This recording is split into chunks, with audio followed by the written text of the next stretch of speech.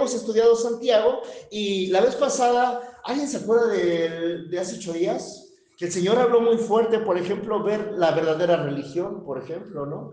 ¿Cuál es la verdadera religión? Que a veces estamos de, ¿cuál es la buena? Serán los testigos. Imagínate que llegamos allá y era la de los testigos, ¿no? Y ahora no nos dejan, ahora son ellos los que no nos dejan entrar, ¿no? Les tocamos y no nos abren, ¿no? Bueno, es un chiste X, ¿no? Pero entonces, la religión pura decía que es aquella que es de visitar al huérfano, ver a las viudas, estar en las tribulaciones guardarse sin mancha en las aflicciones, pero también decía una parte que me hablaba de refrenar la lengua, me hablaba de bastantes cosas la vez pasada, y por eso decíamos que Santiago parece que es un poquito regañón, ¿sí? Porque Santiago, te recuerdo que esta carta de Santiago es más que una carta, es un sermón, ¿sí? Es un sermón que escribe Santiago. Ya vimos quién era Santiago. Santiago era llamado mejor como Jacob o Jacob, ¿sí? Que se quedó el nombre de Santiago por Sanctus Jacob, y ahí se quedó el nombre de Santiago.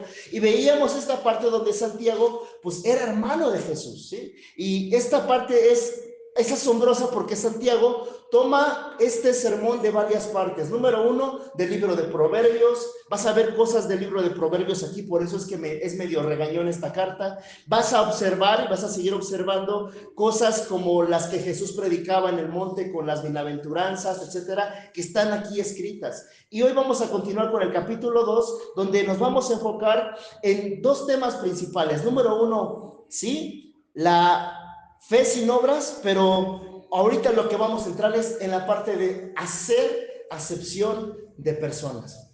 Así es que acompáñenme a ver los primeros versos de este capítulo. Dice: hermanos míos, que vuestra fe en vuestro glorioso Señor Jesucristo sea sin acepción de personas, porque si en vuestra congregación entra un hombre con anillo de oro y con ropa espléndida, y también entra un pobre con vestido andrajoso, y miráis con agrado al que trae la ropa espléndida y le decís: siéntate tú aquí en un buen lugar, y decís al pobre: estate tú allí en pie, o siéntate allá abajo de mi estrado. Así es que, bueno, vamos a orar, ¿sale? Padre, en el nombre de Jesús, hoy te damos las gracias, Señor, por tu palabra.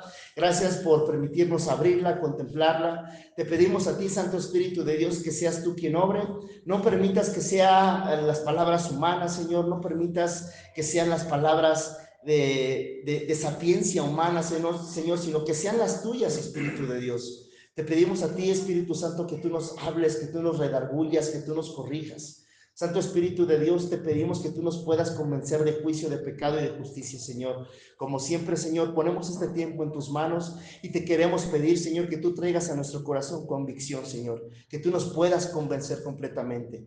Gracias, amado Padre, Señor. Estos vasos de barro te damos toda la gloria y la honra a ti, mi Dios, en el nombre de Jesús. Amén y amén. Entonces, dice entonces algo muy importante: hermanos míos. Entonces estamos observando y seguimos observando que Santiago se sigue dirigiendo a hermanos en la fe, ¿sí? Se sigue dirigiendo a personas que ya creían en Dios, ¿sí? No le está escribiendo a personas que no creen, le está escribiendo a personas que ya creían en Dios, que ya tenían cierto tiempo. Recuerda que habíamos hablado que Santiago llegó a ser pastor de la iglesia de Jerusalén después de que Pedro funda la iglesia en Jerusalén.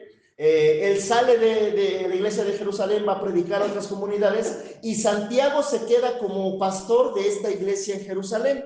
Entonces era un factor importante ver la voz de Santiago aquí, ¿sí? Ver la escritura de Santiago aquí, porque él escribe esta carta a las 12 iglesias que, ¿recuerdas qué estaban pasando? Estaban pasando ¿por qué? ¿Alguien recuerda?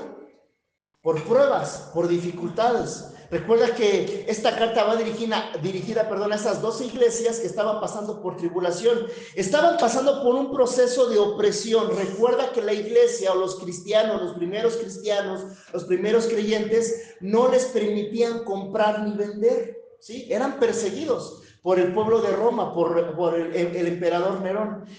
Los primeros cristianos se tenían que esconder para predicar, hacer sus reuniones, tenían que vivir escondidos porque no podían confesar su fe abiertamente porque los mataban. Inclusive cuando llegaban por ellos, pues ellos no negaban su fe. Iban a ir, ya te lo he comentado, eran prendidos con brea y eran quemados así, puestos en como luminarias para que alumbraran las calles. Eran asesinados, eran puestos y eran llevados al Coliseo Romano para que estos cristianos fueran entretenimiento para el pueblo de Roma. Eso es lo que pasaba a la iglesia en este tiempo. Era opresión, era persecución, era una prueba difícil. Por eso es que, y fíjate, en medio de la prueba, Santiago está escribiendo esta carta y les está diciendo: hermanos míos, que nuestra fe en nuestro glorioso Señor Jesucristo sea sin excepción de personas. O sea, algo bien cañón, porque a pesar de la tribulación, a pesar de la prueba, ¿qué? Había distinción de personas en la iglesia. Esto estaba ocurriendo en la iglesia, acuérdate. Entonces, estamos observando aquí que a pesar de la opresión, a pesar de la prueba, estos cristianos, estos primeros creyentes, vivían todavía con esta visión tan carnal, ¿sí? Que hacían esta distinción entre personas. Dice aquí, dice acepción de personas. La palabra acepción me habla de favoritismo. En otras palabras, lo que Santiago está diciendo es: no tengas favoritos dentro de la iglesia, ¿sí? Que no haya favoritismo, que no sea por favorecer a algunos más que a otros. Y continúa diciendo aquí en el versículo 2: porque si en vuestra congregación entra un hombre con anillo de oro y con ropa espléndida, y también entra un pobre con vestido andrajoso, y miráis con agrado al que trae la ropa espléndida y le decís: siéntate aquí en un buen lugar.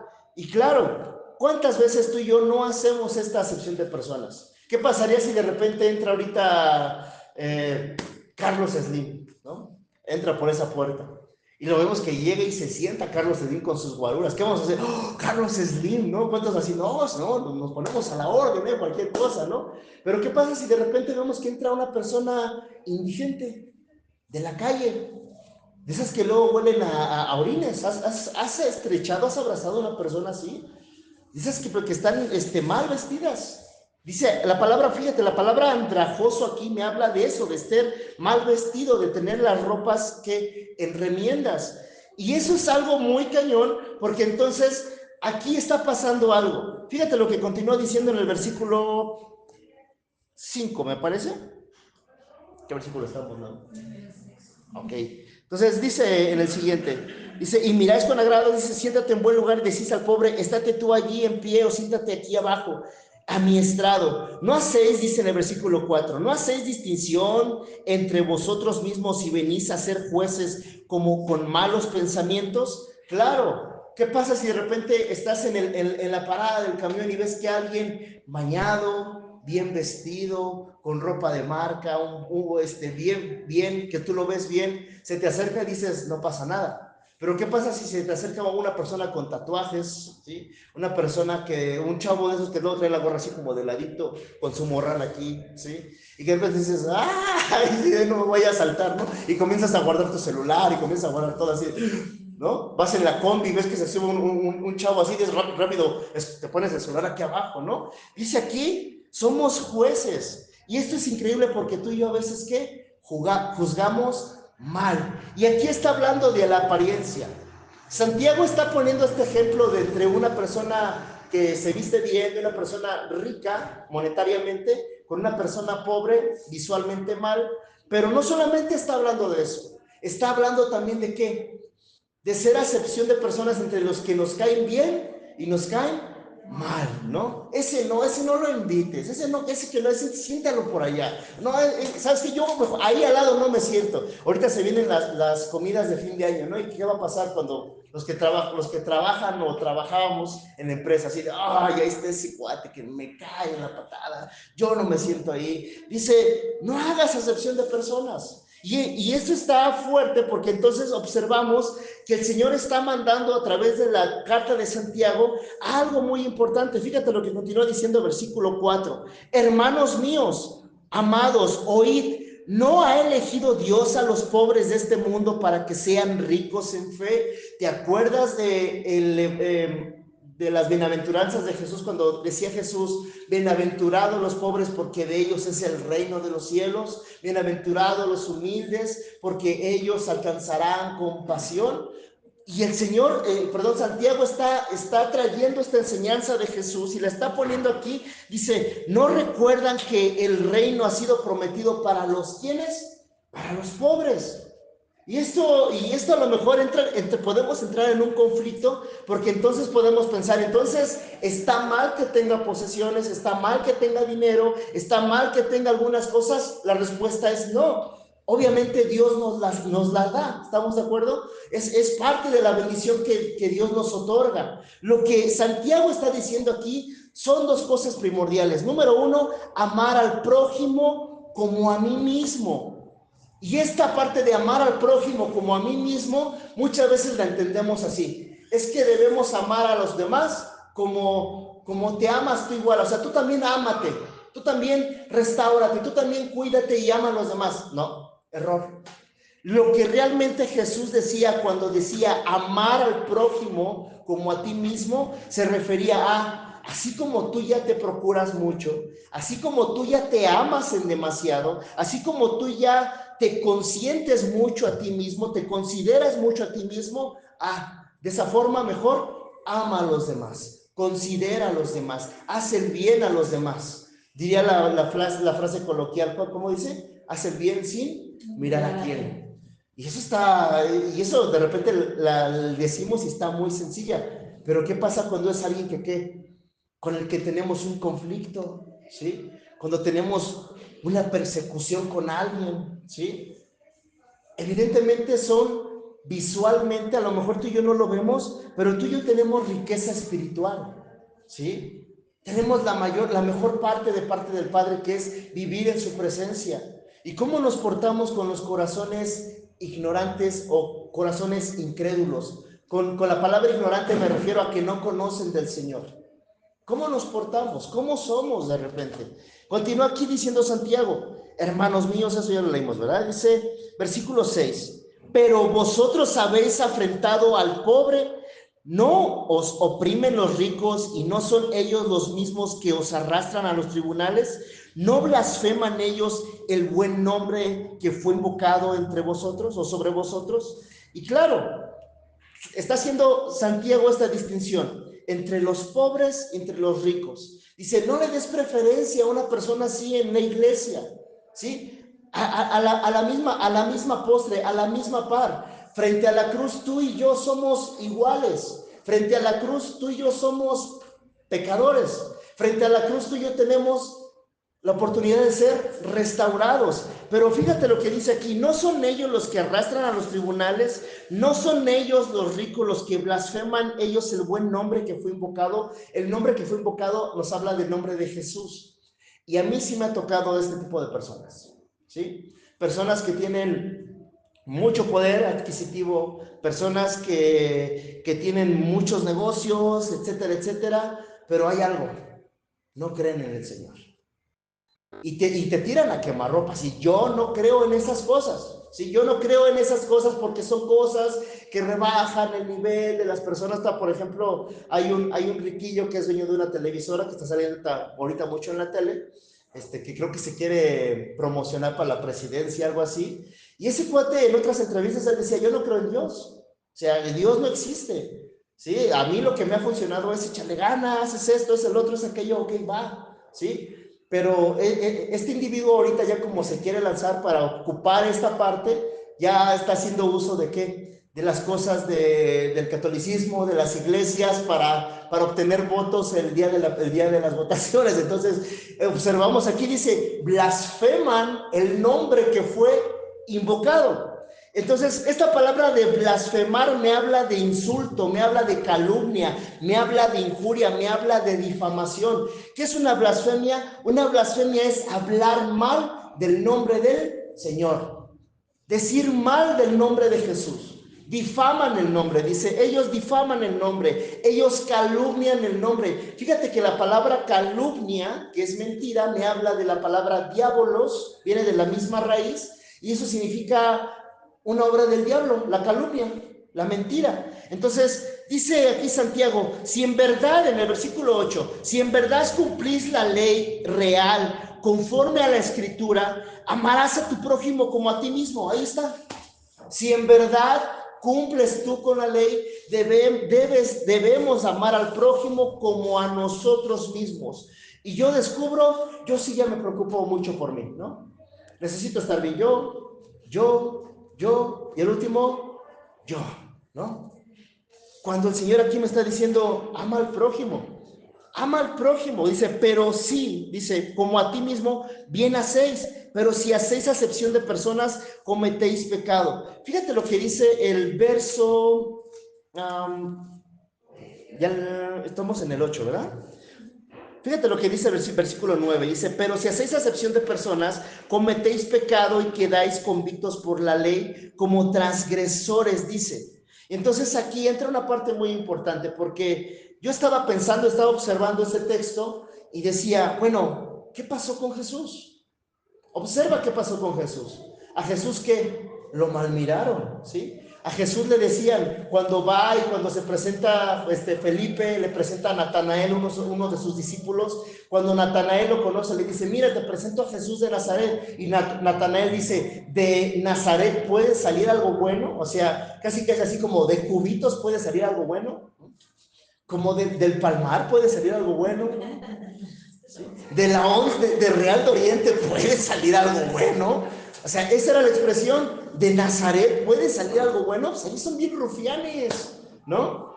Así, de Iztapalapa puede salir algo bueno. Entonces, así le decían a Jesús, ¿sí? Es lo mismo que le decían. Y por eso dice aquí Santiago, ama al prójimo. Entonces yo estaba pensando en algo, Dios no hace acepción de personas. Y qué bueno.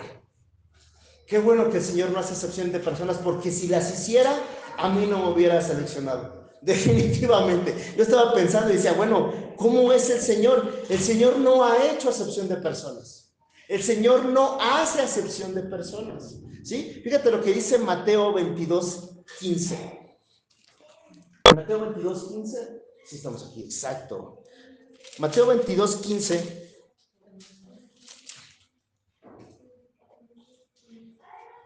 Fíjate lo que dice.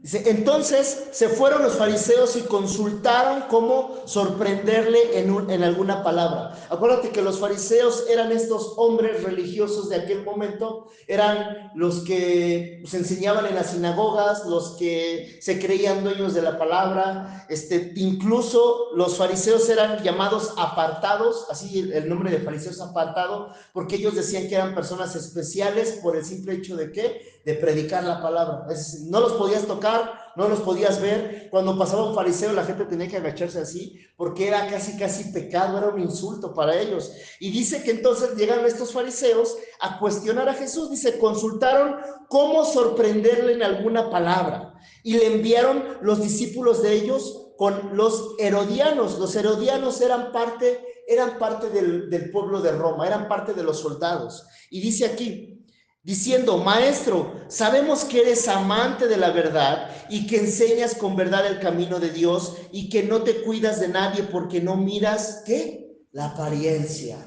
Entonces, estamos observando, aquí los fariseos le están diciendo así como un halago de, ay Señor, tú eres esto y tú aquello, pero en realidad le querían poner una trampa al Señor, ¿sí? Pero dicen algo muy importante, que sí es verdad, tú no haces acepción de personas. Y ese es nuestro Jesús, porque entonces Jesús también tuvo que pasar por esta lucha o esta rebatinga de que a él lo hicieron menos. Acuérdate, Jesús era carpintero. La palabra carpintero me habla de artesano, no solamente hacía muebles, hacía artesanías el Señor. Eso era su oficio, pero era mal mirado, era criticado. Cuando él predicaba le decían, ¿cómo puede ser que un pobre hijo de carpintero nos venga a enseñar? Ese era el Señor, ese era el Jesús. Y observamos esta parte, entonces yo digo, gracias Señor, porque tú no haces acepción de personas.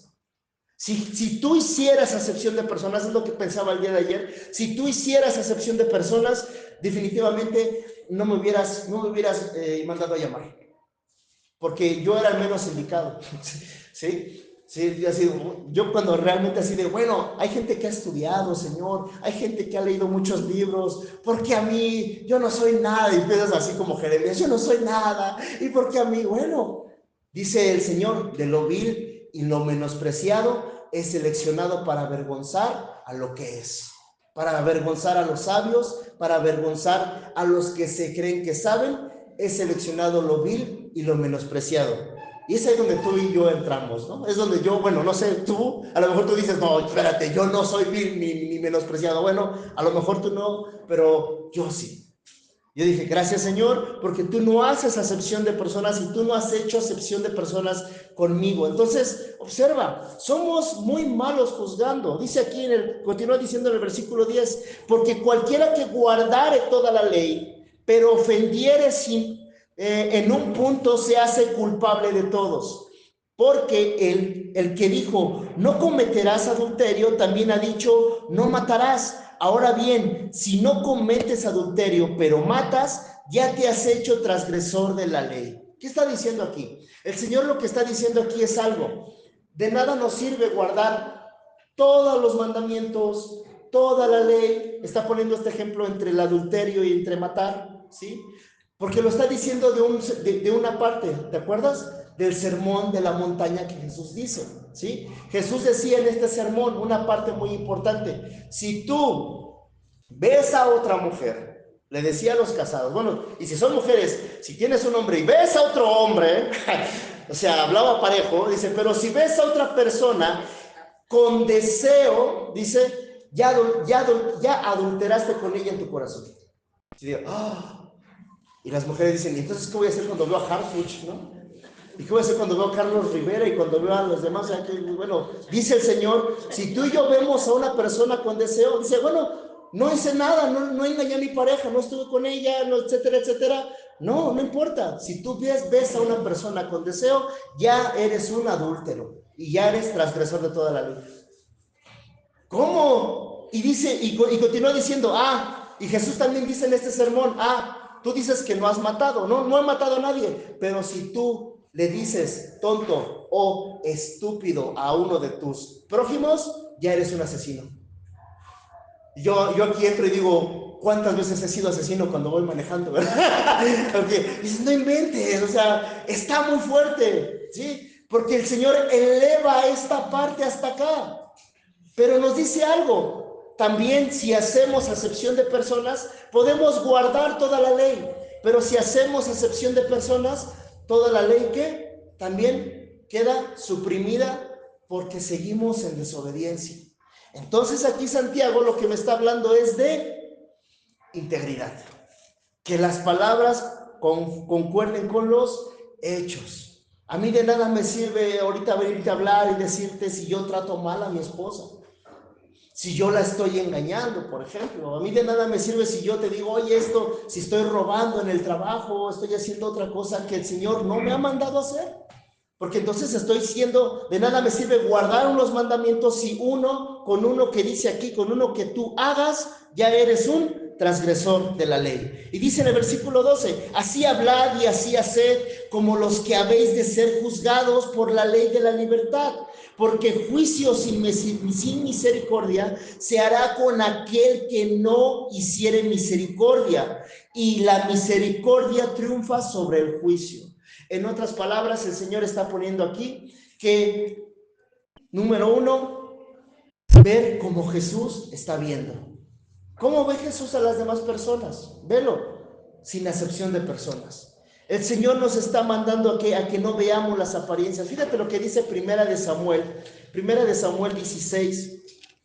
Y este pasaje de Primera de Samuel nos habla de la elección que tuvo el rey David cuando el profeta Samuel va y lo unge. Primera de Samuel 16. Fíjate lo que dice aquí, en el versículo 6 al 7.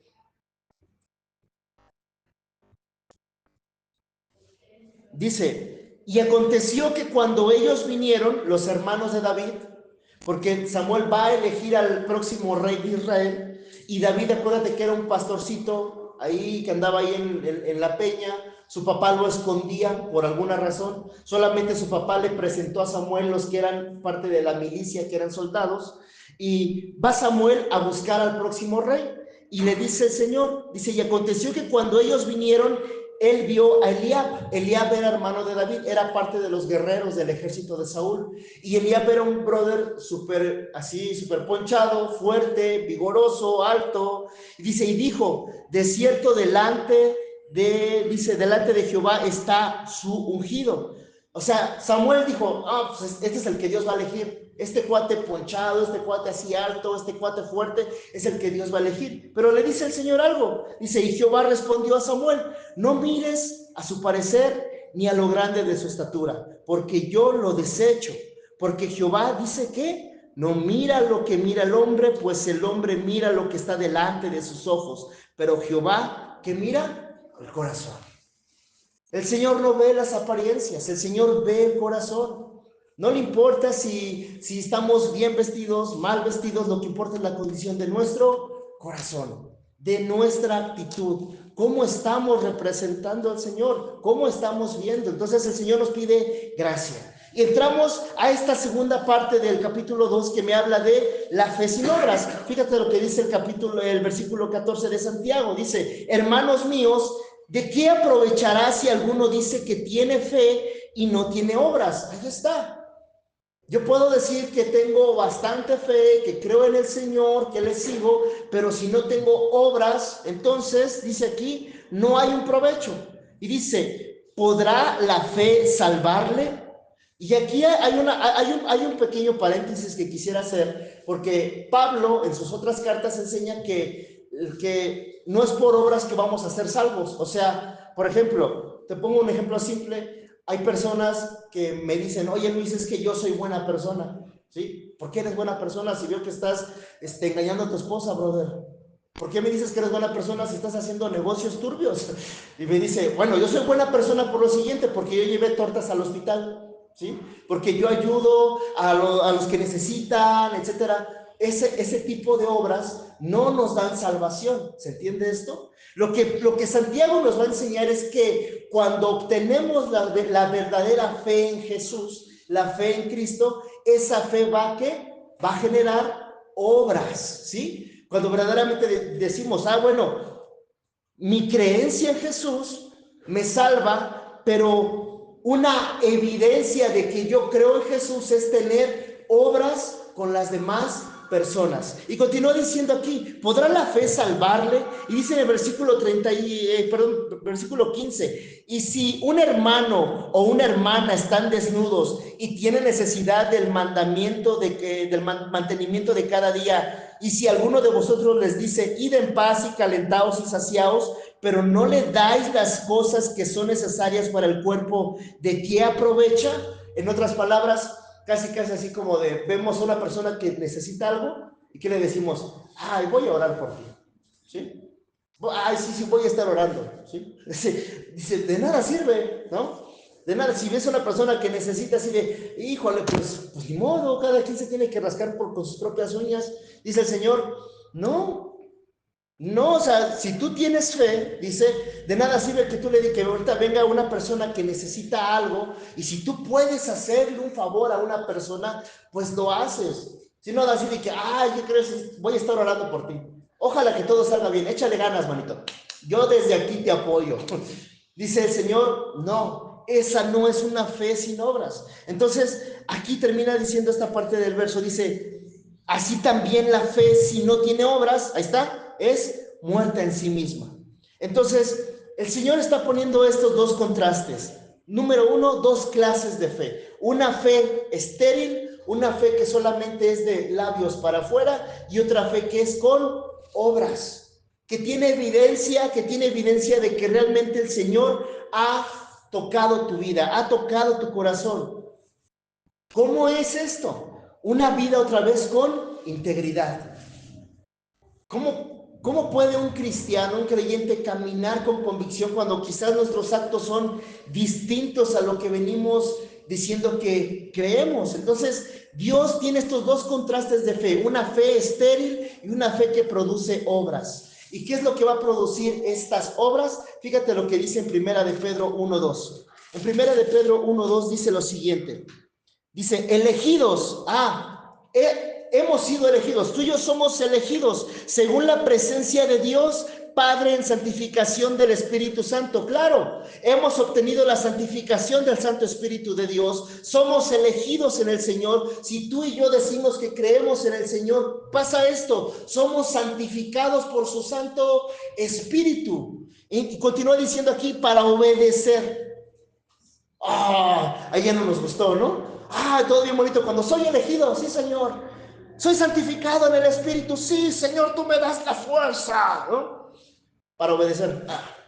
No, ya no. No, ahí ya como que no me gusta porque yo soy independiente, porque yo decido, yo tomo mis propias decisiones. Yo creo que solamente eso es una parte, no lo es todo. El Señor lo es todo. El Señor lo es todo en tu vida. Y dice, y ser rociados con la sangre de Jesucristo. Entonces, el Señor nos está diciendo algo aquí muy importante. La fe genuina genera obediencia. La fe genuina genera obediencia. El resultado de tu fe tiene que ver mucho con el encuentro que has tenido con Cristo. Dice y decía un sacerdote, precisamente decía un sacerdote, que todo creyente necesita tener un encuentro con un Jesús vivo y resucitado. La pregunta es, ¿ya lo hemos tenido? Cada vez que tú y yo venimos aquí, que dejamos nuestro hogar, nuestra comodidad, nuestras tareas, nuestros asuntos y nos venimos a congregar aquí, es un símbolo de eso. No venimos a una reunión más, venimos a encontrarnos con Cristo vivo y resucitado. ¿Tienes ese encuentro con Él? Porque el resultado de la intervención de Jesús en mi vida va a hacer que yo obedezca, no por algo forzado, sino porque le amo, sino porque le amamos. Obedecemos al Señor porque le amamos. ¿Qué pasa cuando andamos de novios? ¿No? Y te dice la princesa, oye, ¿te puedo ver en tal lado? ¿Qué hace uno? Sí, ahí está uno, ¿no? Así sean las 5 de la mañana, las 4, 3 de la mañana, ahí está uno, ahí está. Yo me acuerdo cuando andábamos de novios, Karen y yo, decía, oye, te veo a tal lado, así de, suspendía todo lo que tenía que hacer y ya estaba. ¿Por qué? Porque había un ¿qué? Amor, ¿sí? Es lo mismo. El resultado de mi obediencia va a ser por el resultado que yo haya tenido un encuentro con Cristo, un encuentro con Jesús. ¿Por qué? Porque le amo, simplemente por ese simple hecho. ¿Por qué obedezco? Porque le amo. ¿Por qué no hago otras cosas? Porque le amo. No porque Él me esté forzando con una pistola, sino porque Él me ha dicho que me ama, ¿sí? Y continúa diciendo aquí en el siguiente verso. ¿Dónde nos quedamos, no? Allá 18, ¿verdad? Versículo 18. Dice, pero alguno dirá, ahí está, dice, pero alguno dirá, tú tienes fe y yo tengo obras. Dice, muéstrame tu fe sin tus obras y yo te mostraré mi fe por mis obras. Entonces, el Señor está mandando aquí algo muy importante en el versículo 18 y 19. Hay un argumento, hay una fe, pero esta fe no tiene obras. Dice, muéstrame tu fe sin obras. Entonces, la fe que no tiene obras, que no lleva signos visibles de una conversión en Cristo, es una fe estéril. Yo recuerdo, a lo mejor ya hasta me voy a ver muy Ricardo Arjona, pero recuerdo que había una señora ahí en la calle, no se perdía ningún rezo los 12 de diciembre, ¿no? Siempre estaba en los rezos, en las posadas, y tú la veías con su rosario ahí, reza y reza. Esa señora se ve que tiene una convicción bien firme, ¿no? Pero se nos volaba la pelota a su casa, ¿y qué crees que hacía la muy infeliz? Agarraba la pelota y salía con la pelota y con un cuchillo la ponchaba enfrente y nosotros así de, qué crueldad, ¿no? No sé si todavía vivo. Entonces recuerdo mucho esta parte. ¿Por qué? Porque dice, una persona tiene fe, pero no tiene obras, porque no hay compasión, ¿sí? Vemos a una persona, como ya lo vimos, seguimos haciendo acepción de personas. Vemos a una persona, no le ayudamos. Ahora, yo hacía una pregunta apenas, muy simple. Piensa que el Señor nos está mandando a orar, simplemente a orar por las personas que están padeciendo. ¿En quién piensas? Inmediatamente pensamos en los presos, en los que están en hospitales, en los que están sufriendo guerras, etcétera. Pero ¿no te has puesto a pensar que los que padecemos también estamos dentro de este lugar? Diario tenemos padecimientos en nuestra salud, en nuestras problemáticas, en nuestras finanzas, en muchas áreas. ¿Oramos los unos por los otros? ¿Sí? Yo un miércoles que estábamos, la mayoría decía, oramos los unos por los otros. ¿Te acuerdas de una de las caritas que luego ves aquí? Dices, no sé quién seas, o más o menos me acuerdo de tu nombre, pero Señor, te pido por tal persona, te pido por esto, me acuerdo de tal persona que estaba yendo, que se alejó, te pido por él, o una llamada, dice, obras, me habla de obras. Por ejemplo, le has mandado un mensaje a alguien que a lo mejor has visto aquí, que oye, ¿qué onda? ¿Cómo estás? Ya no te he visto en la iglesia. No, que lo haga Luis y Karen, ¿no? Eso, ellos son los encargados, yo no hago nada. No, también te toca a ti. Santiago, ¿cómo le dice? Mis hermanos en la fe, ¿sí? Y no quiero que nos hablemos con, hermana Nao, hermana Alejandra, no, eso no, olvídate, no lo hagas, sino que realmente decimos, es mi hermano por mi convicción, le voy a marcar, ¿cómo está? Oye, esta persona ya no vino, ¿qué onda? ¿Cómo has estado? ¿Cómo te va? Oye, ya no te he visto en la iglesia. ¿Qué onda? ¿Cuándo nos vamos? Vamos a tomarnos un café. La fe con obras, dice aquí. Entonces continúa diciendo aquí. Dice en el versículo 18, estábamos, muéstrame tu fe y yo te mostraré mi fe con mis obras. Versículo 19, ¿tú crees en Dios? ¿Tú crees que Dios es uno? Bien haces. También los demonios creen y tiemblan. Eso está muy interesante, porque entonces lo que está diciendo aquí también dice, tú crees que Dios es uno. Esta palabra de Dios es uno, inclusive hasta hay un cántico que anda por ahí que habla de eso, Dios es uno, uno hay, porque esto de Dios es uno era un recital llamado el Shema que los judíos hacían constantemente en sus celebraciones. Dios es uno, lo cantaban, Dios es uno, quien como él, etcétera. Era llamado el Shema. Y por eso estos cuates decían, o sea, lo que Santiago dice, tú dices Dios es uno, o sea, tú estás cantando que Dios es uno, tú estás recitando que Dios es uno, como lo dice el Shema.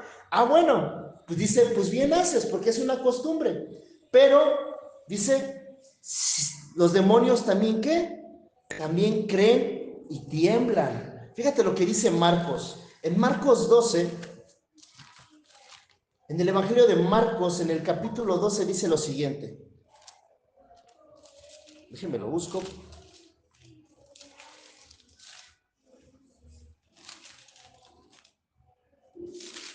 Marcos 12, versículo 29 al 31.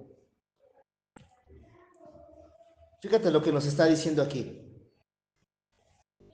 Dice, acercándose los escribas, no, 29, dice, Jesús le respondió, el primer mandamiento de Dios, ¿qué es? El primer mandamiento de todo es, oye Israel, el Señor es nuestro Dios. Ahí está, el Señor es uno. Ese es un recital que hacían. Eso es algo que los judíos hacían. Ese es el primer mandamiento, el Señor uno es. Dice, y amarás al Señor tu Dios con todo tu corazón. Dice con una parte. Dice, oye, nada más lo vas a amar los domingos, ¿no? O nada más lo vas a amar los miércoles. Dice eso. Dice, ámalo, dice el Señor, con todo tu corazón, con toda tu alma y con toda tu mente y con todas tus fuerzas. Este es el principal mandamiento. Entonces lo que el Señor nos está diciendo que es, yo no quiero una parte.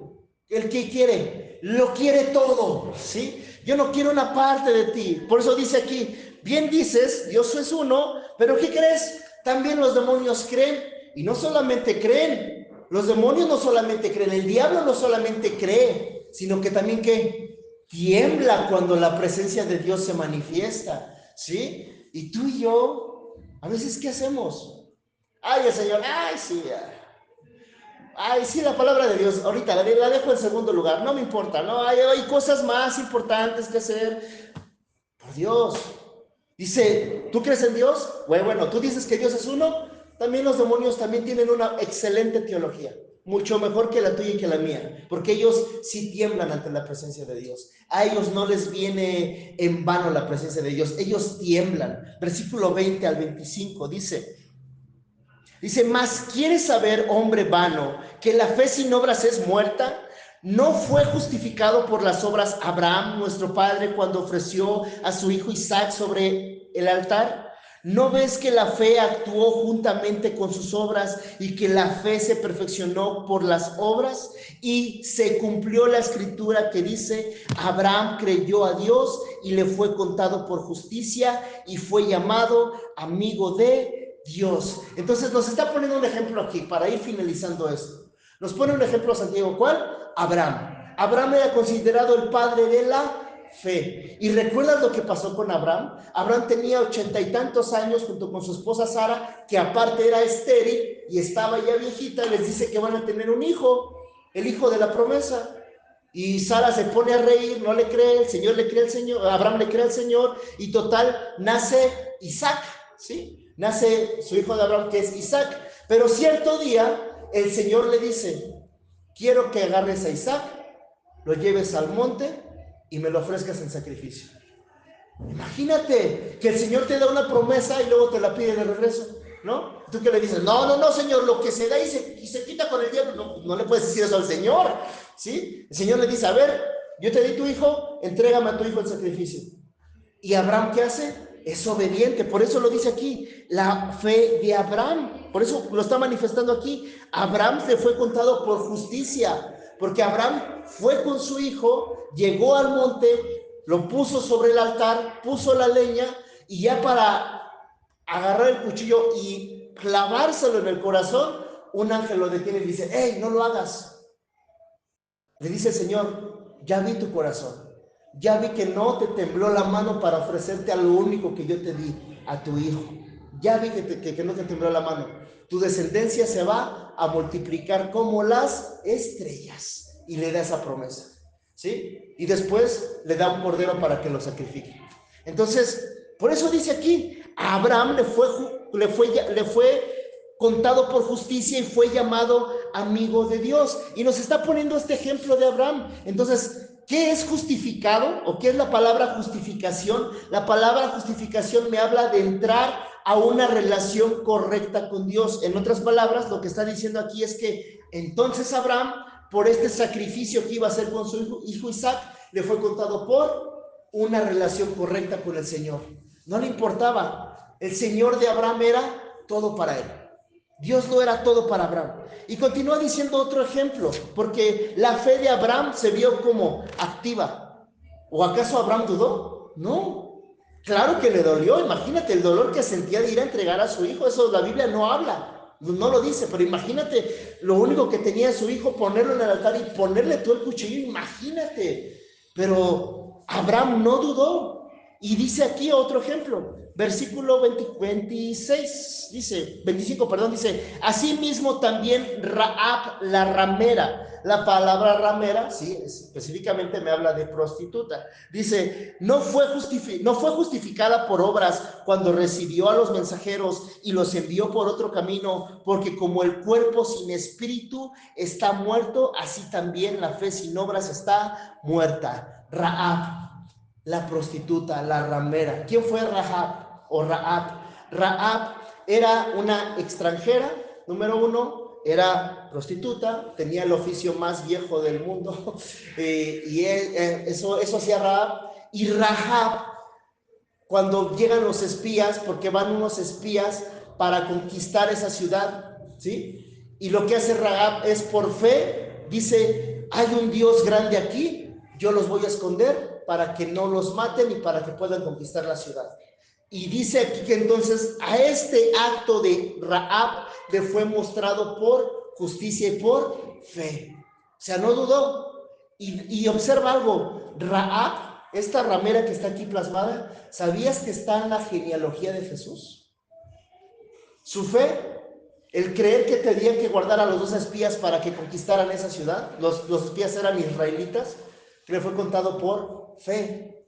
Y tanto así, Dios la exaltó que esta ramera, ¿sí?, está en la genealogía de Jesús. ¿No te parece increíble? O sea, Dios la transformó, ¿sí? Entonces observamos un corazón lleno de fe completamente, tanto de Abraham, como de Rahab. Un patriarca como lo era Abraham y una ramera como lo era Rahab, tenían algo en común, que ambos tenían una fe genuina, una fe que tuvieron una fe viva, una fe eficaz. Y termina aquí diciendo en el 26, porque como el cuerpo sin espíritu está muerto. Claro, está haciendo esta comparación. El cuerpo, la palabra muerte me habla de separación, ¿sí? Entonces, cuando el espíritu sale del cuerpo, hay una separación y se genera una muerte en el cuerpo. Dice, cuando el cuerpo está sin espíritu, ¿qué? Pues está muerto. Ya, no hay vida. Pero dice, así también la fe sin obras es muerta. O sea, si la fe la separamos de las obras, no lleva fruto. No hay salvación. Entonces, quiero dejarte estas cosas por último para que reflexionemos tú y yo. ¿Mi fe es viva? ¿Mi fe que tengo en el Señor o que digo tener en el Señor es viva?